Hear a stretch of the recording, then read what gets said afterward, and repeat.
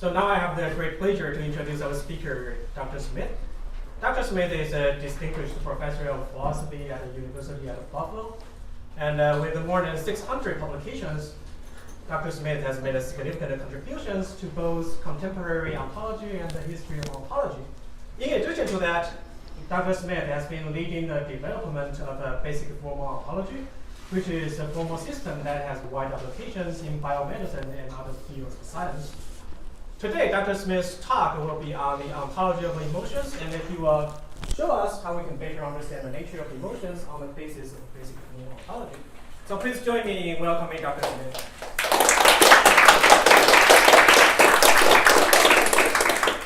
Thank you. So there is a lot to cover. I'm going to start in roughly the first half talking about ontology in general. And I will then apply ontology to the specific topic. And we start, of course, with Husserl, who coined the term formal ontology in this passage in the Logical Investigations. The fundamental questions of the pure theory of wholes and parts belong to, and then he used the term formal ontology for the first time.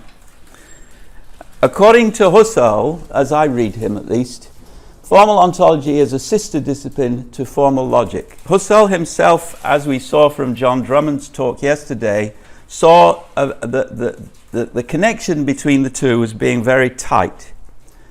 I think that actually formal logic and formal ontology, while both formal disciplines, have relatively independent components. And I think one of the problems with analytic philosophy is that they rely too much on the structures of formal logic in order to understand the structures of formal ontology. And I think that's a mistake. That mistake I call phantology. The theorist room knows that we mean domain or region neutral. Formal means such as to apply to every domain, which is another way of saying non-material. So it doesn't have to do with being symbolized using a formal language, although that doesn't mean that formal languages are bad things. And for Husserl, formal ontology consisted of the representation, the study, the theory of ontological structures which are domain neutral like these. And the term formal ontology appeared, remember, in the context of the Logical Investigations, where Husserl formalized the axioms of mereology. Now, Husserl was doing formal ontology, and in Munich, a group of people started to apply the formal ontological ideas of Husserl's Logical Investigations, which they took as their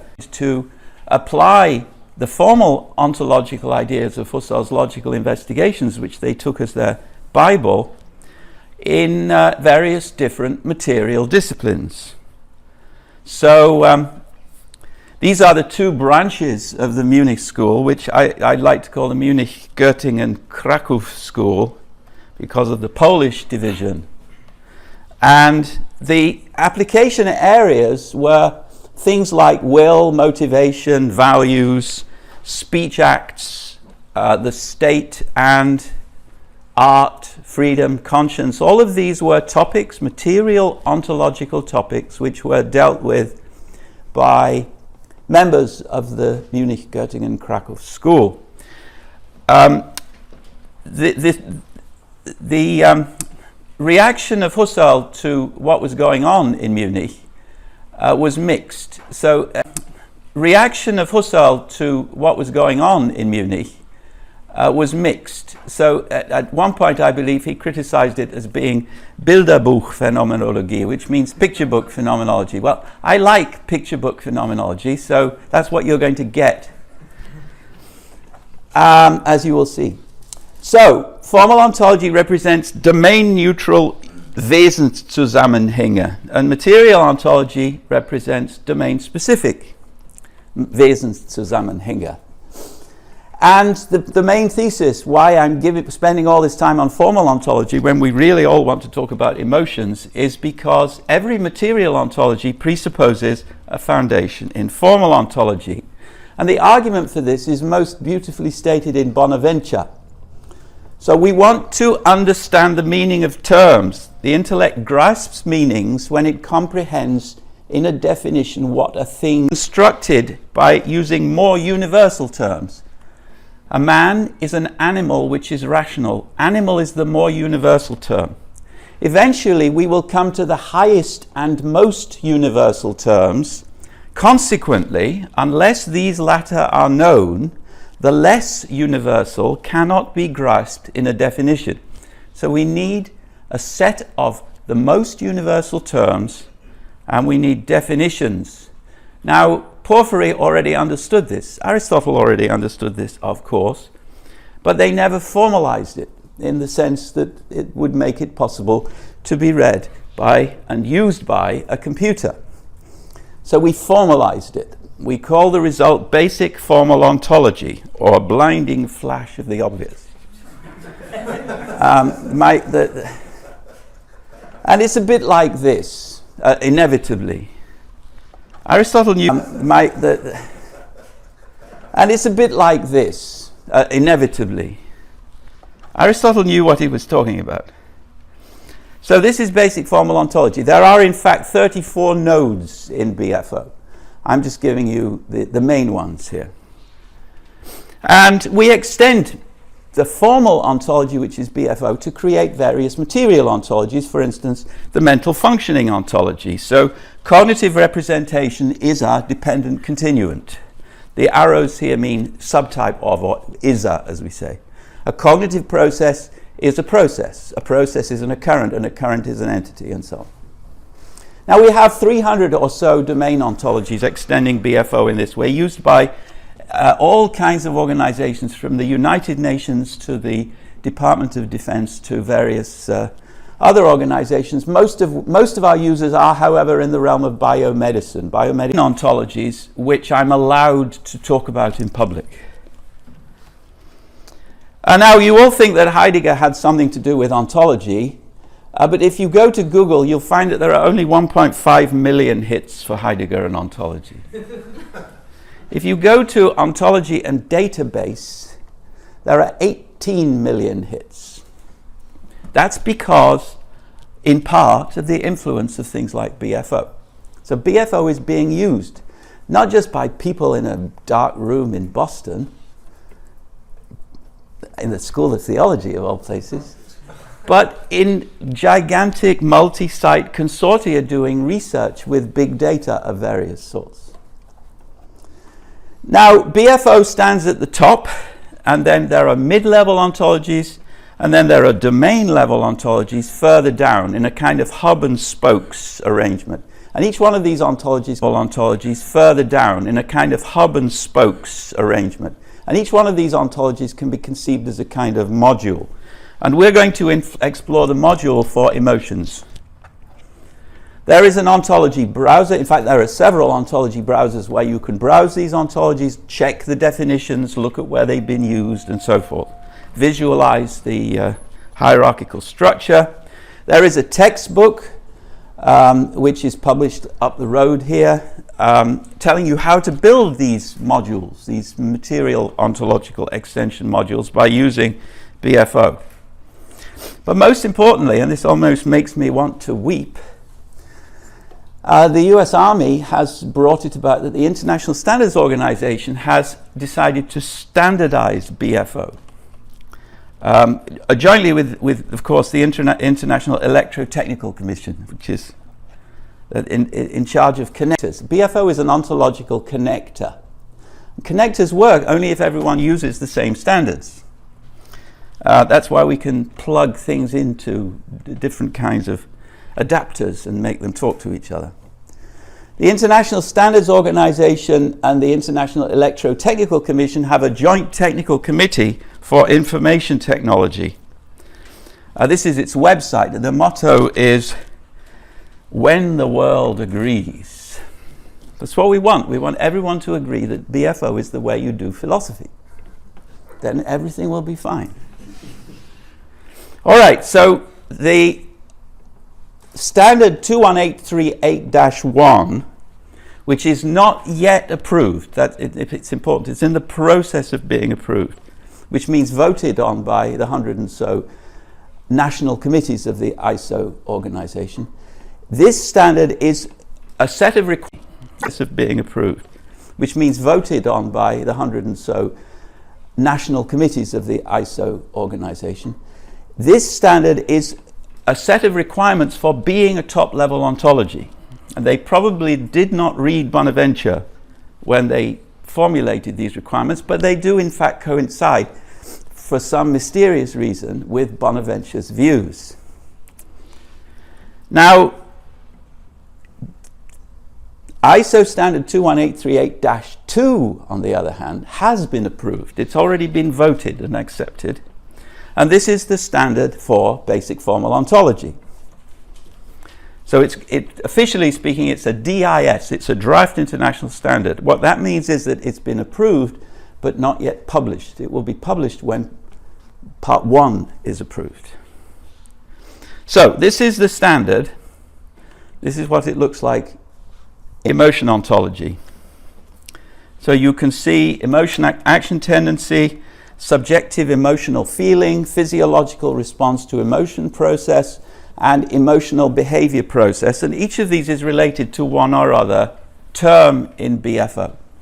So an emotional action tendency, for instance, is a disposition which inheres in an organism.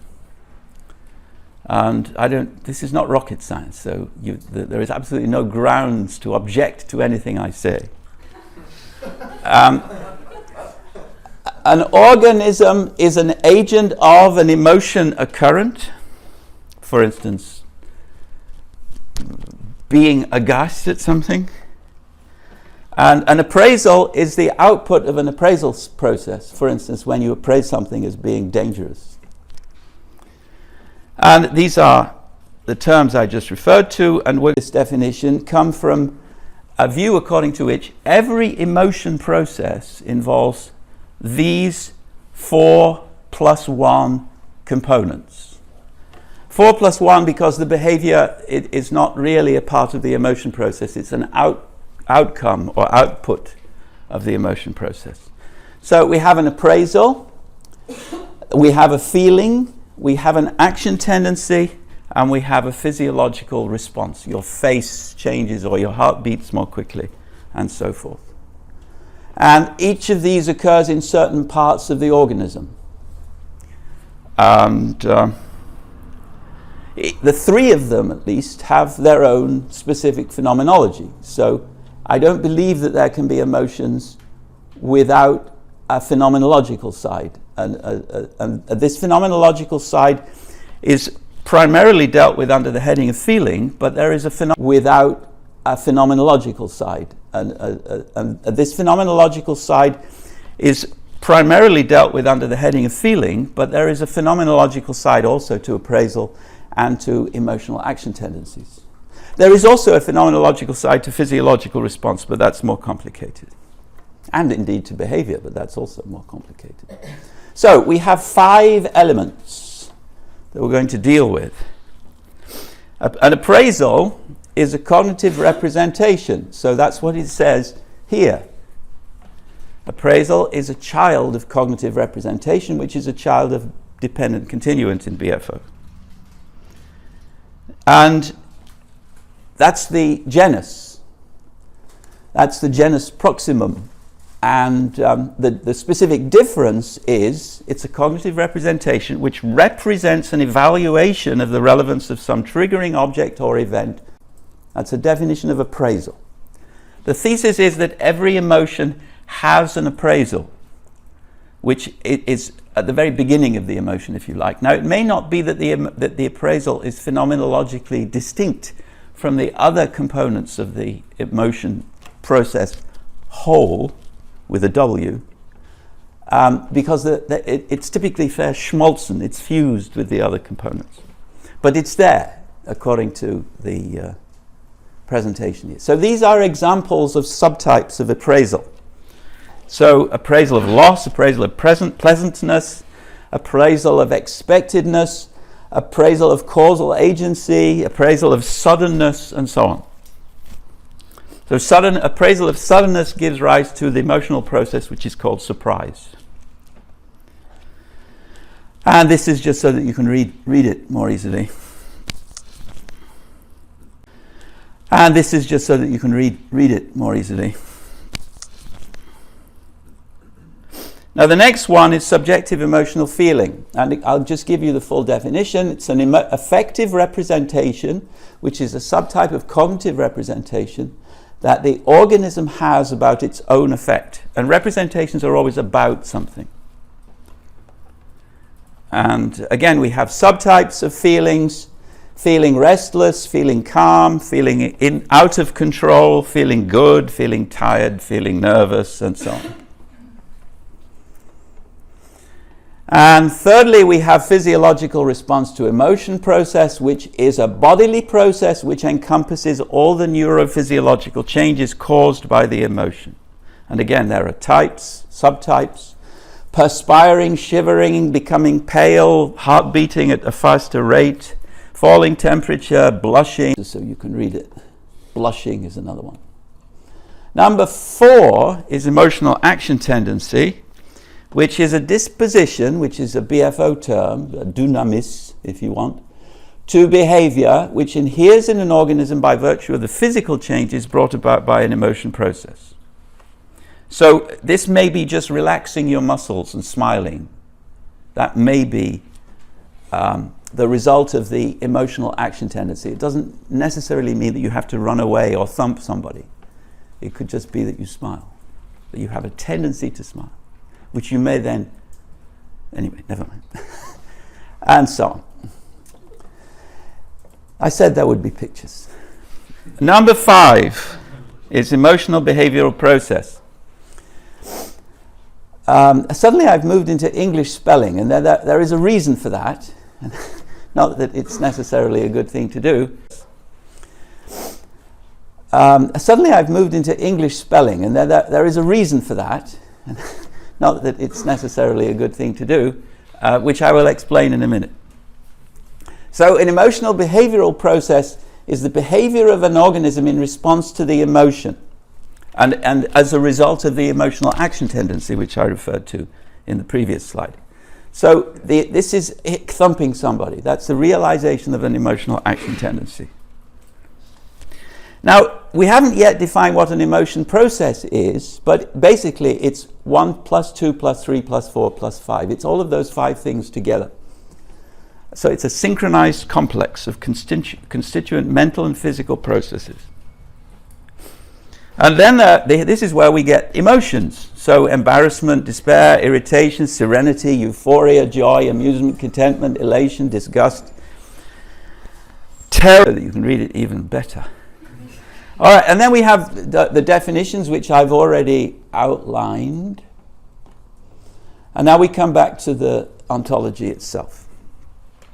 So cognitive representations enclose the subtypes of appraisal and representation, and mental process encloses the subtypes of appraisal process, and process in general, that's slightly more general, encompasses emotional behavioral processes.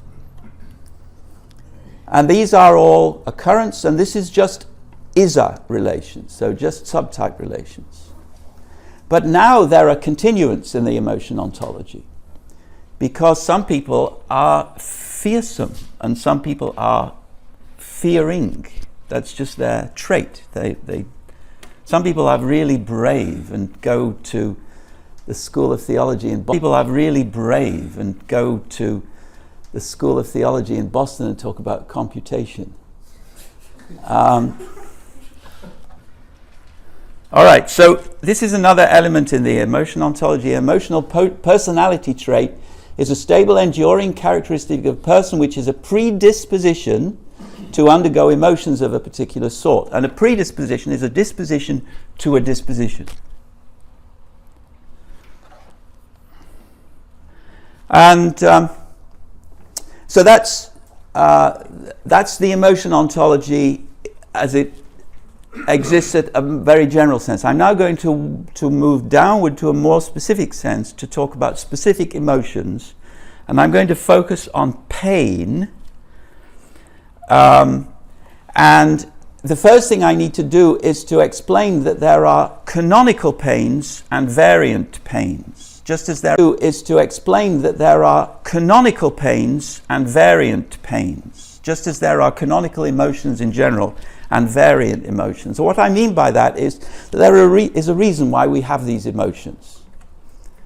The reason why we have pain is because it's evolutionarily very useful if you react very quickly to things which are damaging your tissue. For instance, through fire, or through beginning to eat you with their teeth, or throw rocks at you, or whatever it might be. You need a pain sensor. And the pain sensor works by measuring the degree of tissue damage and responding accordingly. And so canonical pain is when you respond to the tissue damage in an exactly appropriate degree. And variant pain occurs when you either overreact, even though the tissue damage is relatively slight, or you underreact, and some people don't react at all because they don't experience pain. Okay, so canonical fear results from an appraisal of dangerousness, and it's, let me see if this is, yes, it is tuned to the degree, here I'm talking about fear. The same things that I said about pain apply also to fear. So an appropriate fear, a canonical fear, responds to dangerousness in the right degree for the degree of danger which it presents. And variant fears either overreact or underreact. So there are various kinds of non-canonical fears, which are actually on the border with, and sometimes actually falling under, the disease or a disease. So phobias, fear of cheese, on the border with, and sometimes actually falling under, the disease or a disease. So phobias, fear of cheese, for instance, or fear of the navel, fear of being without mobile phone coverage, or nomophobia. These are all examples of personality traits of persons which are predispositions to the dispositions which are realized in fear towards a phenomenon where the phenomenon has low dangerousness, but the fear is high in intensity. That's why we call it a phobia. Except for being without mobile phone coverage, of course, which is very dangerous. All right, so there are canonical, variant, and disease involve altered emotional functioning. Your emotional systems are not working properly. And this is the first example of chemistry that you're going to see here. So part of depression is non-canonical sadness, which in turn has as one of its parts a biological process called downregulation of the dopaminergic system. And that's another picture.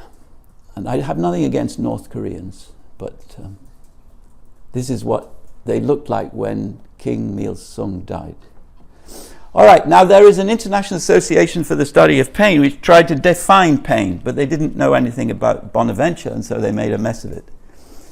They defined a pain as an unpleasant sensory and emotional experience associated with actual or potential tissue damage or described as in terms of such damage. Pleasant sensory and emotional experience associated with actual or potential tissue damage or described as in terms of such damage. Now, the or described is obviously wrong. Just because you're describing something, however you describe it, doesn't mean that you have a pain. And one obvious example is when you need a sick note from your doctor, and so you describe pains, claim that you had them, and you get your sick note, but you never had a pain. So, pain. How do we do it properly? So there is pain, and then there is canonical pain. Canonical pain, as I explained earlier, is what evolution has bestowed us with as a mechanism for responding quickly to tissue damage. The problem, so you can define a philosopher as somebody who points to an image like that in the right-hand corner and says, "This sticks out like a sore thumb."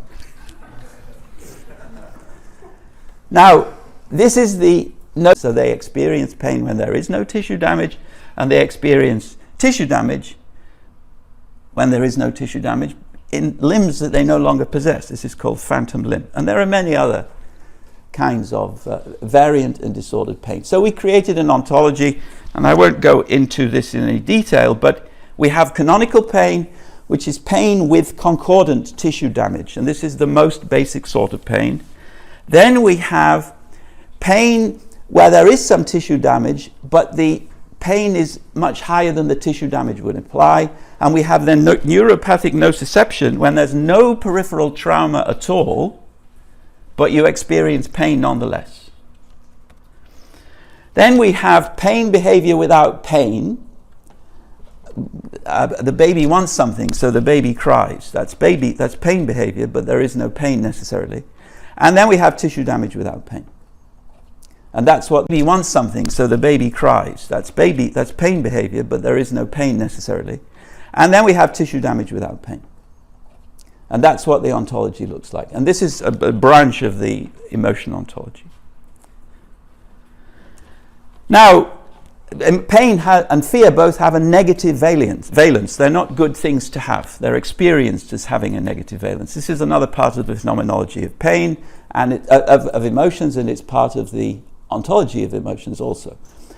Most emotions have either positive or negative valence, but surprise, for instance, is an emotion which can have either.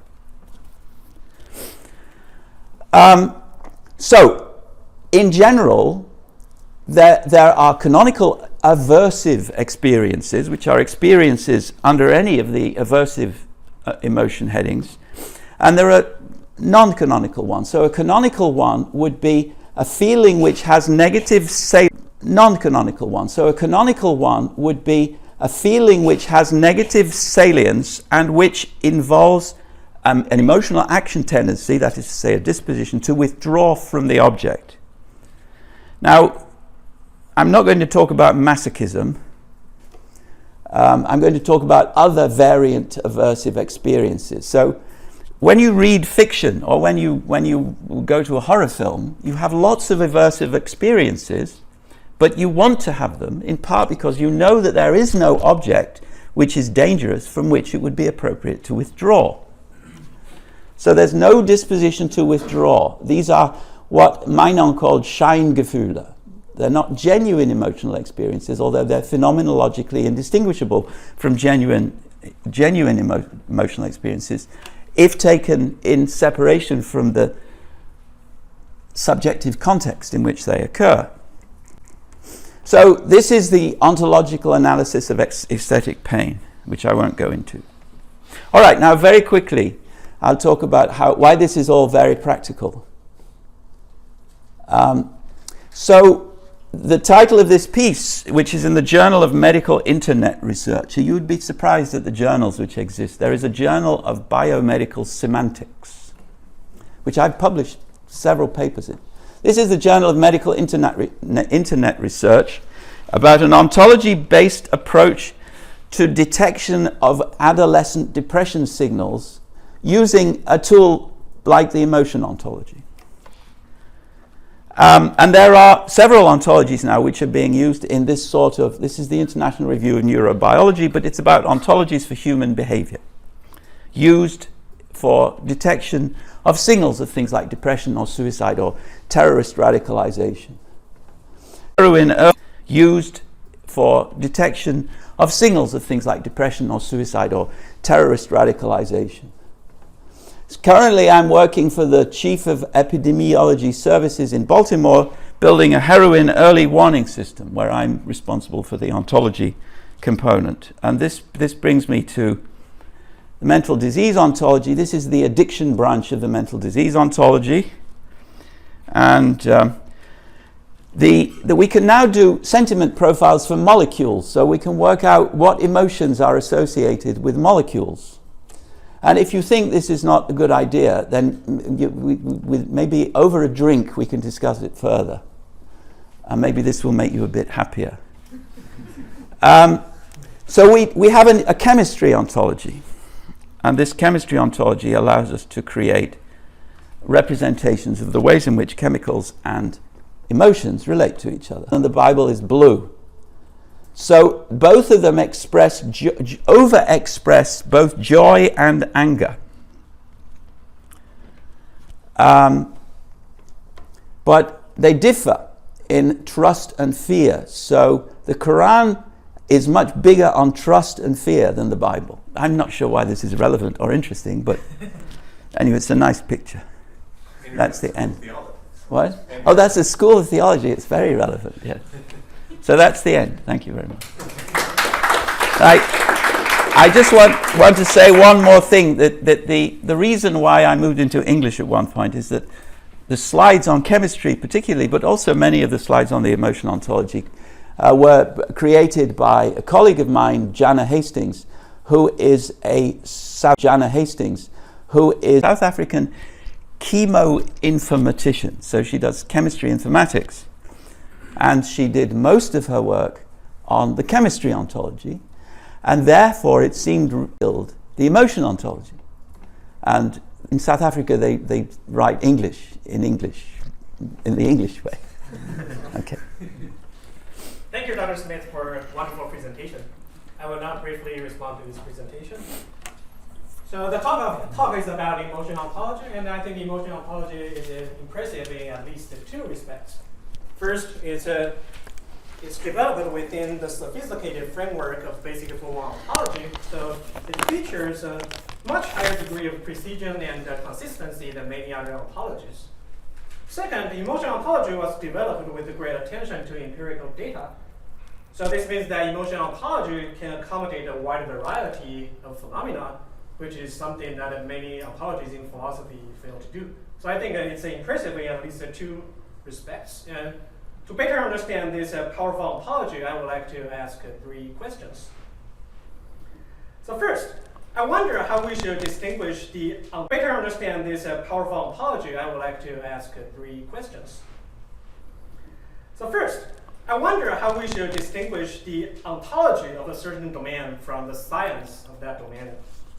So in a 2015 book by Dr. Smith, an ontology is defined as, quote, a representation of artifact comprising a taxonomy as proper part, whose representations are intended to designate some combination of universals, defined classes, and certain relations between them. But it is not entirely clear to me what kind of relations we can invoke in an ontology. For example, according to another paper by Dr. Smith, we can invoke the manifestation relation when we try to build ontologies.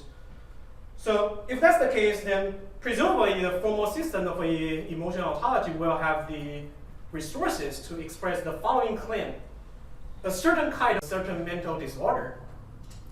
But some people might argue that this is exactly the kind of claim that is made in clinical psychology.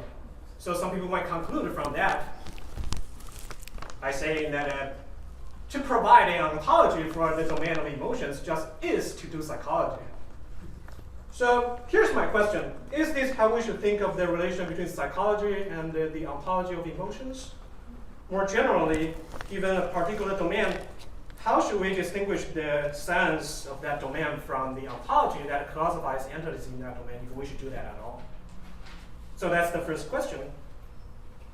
Second, I wonder whether we might encounter any spatial challenges when we try to classify entities by appealing to the primitive relations posited by an ontology. So there are several primitive relations in basic formal ontology, and the part-hood relation is one of them. So in the framework of a basic formal ontology, the part-hood relation also plays an important role in emotion ontology.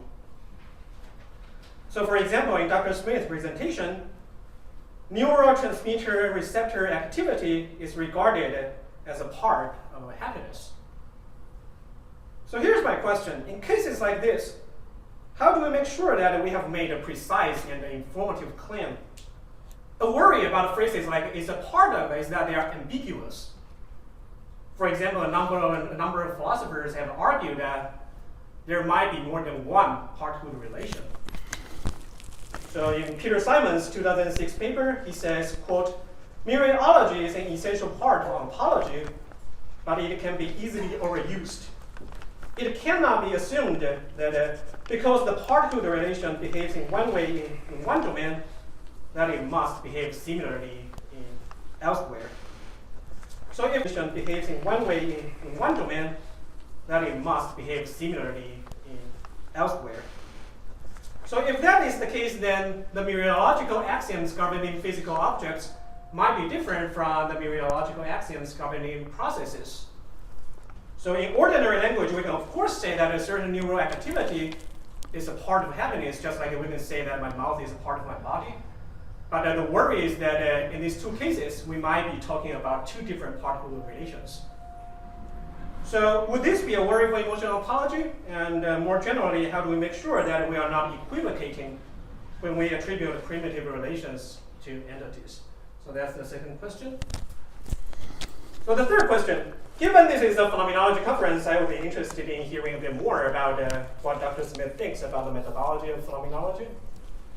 So my question for Dr. Smith is this. It seems that you take empirical data from biomedicine and other fields of science to be relevant to phenomenology. So if that is correct, I wonder whether you could say a bit more about why you take them to be relevant. In what ways do they contribute to phenomenology? Of course, that is a very broad question, so if you want to skip it and focus more on emotion ontology, please feel free to do so. Thank you. Thank you.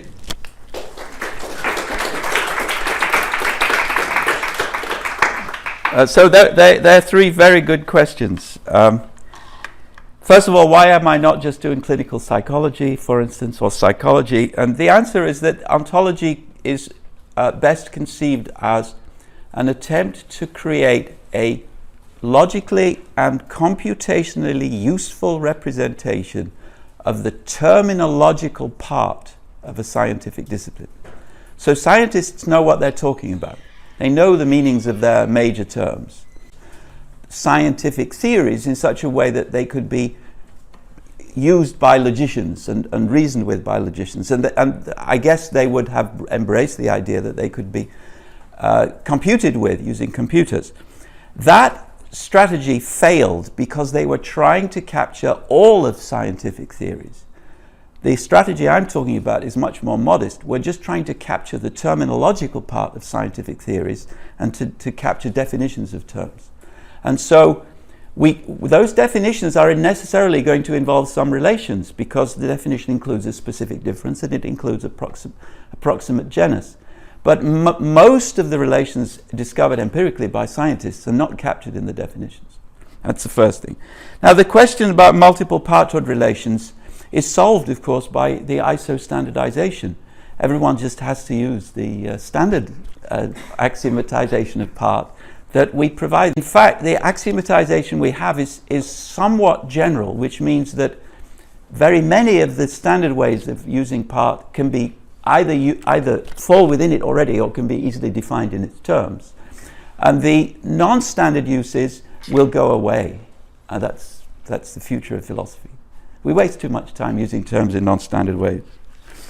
Now, with regard to phenomenology, I suggested yesterday, and I'm not sure I believe in this anymore, that in my approach to phenomenology is based on the interestingness epoche. So I'm only interested in the interesting bits. And the interesting bits are the ones... That's enough.